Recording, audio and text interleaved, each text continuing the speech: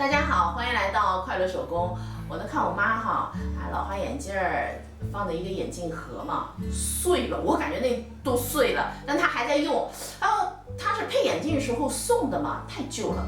所以今天呢，我想用布艺做一个眼镜盒。首先呢，来介绍眼镜盒的图纸，我呢已经把它画在铺棉上了。这个铺棉啊，长度19厘米，高度呢18厘米。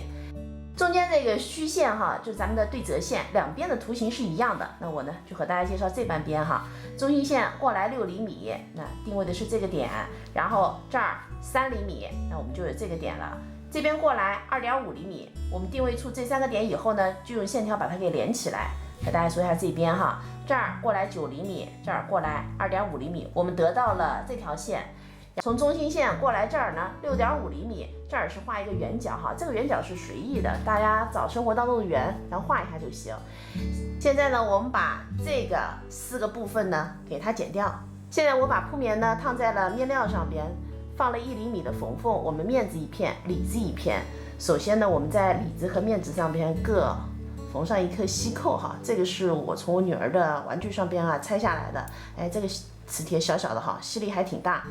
那我们一颗呢是缝在这儿，一颗缝在这儿哈。我们上面垫块布，用针线哈，咱们缝一圈，把它给固定在这儿。现在呢我缝好了，刚才我这个缝了2遍呢，你知道为什么吗？我这个正反极啊，磁扣的正反极给弄错了。大伙儿如果也是用这种锡扣的话，不要像我一样哈。现在呢，我们把材料哈，正面呢和正面相对，然后呢，沿着铺棉哈，整个车一圈，在这儿留一个反口。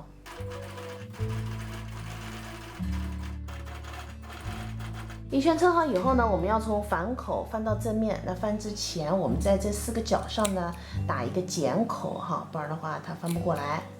翻到正面呢，我们用熨斗哈把它给熨烫一下。熨烫平整以后呢，我们整个车一圈2毫米的窄边。现在呢，我们把这4个地方哈，用长针法呢把它给缝起来哈。口子这儿咱们先固定2针哈。那缝的时候这儿缝好一遍之后，里边咱们还得缝一遍哈，要缝2遍，以便它不够牢固的。现在眼镜盒啊就做好了，放我妈的这副老花镜呢，大小是正好合适哈。这眼镜套的这个长度呢是14厘米。我觉得布艺的眼镜盒好处呢，就是对镜面啊它不会有磨损。那唯一一个美中不足哈，就是这个吸铁石的吸力，不是特别好。我刚才做的时候不应该放在铺棉那一层，要是放在前面那层就好了，是不是？这期视频内容啊就是这些了，感谢您花宝贵的时间来看我的视频，记得帮忙点赞，咱们下期再见。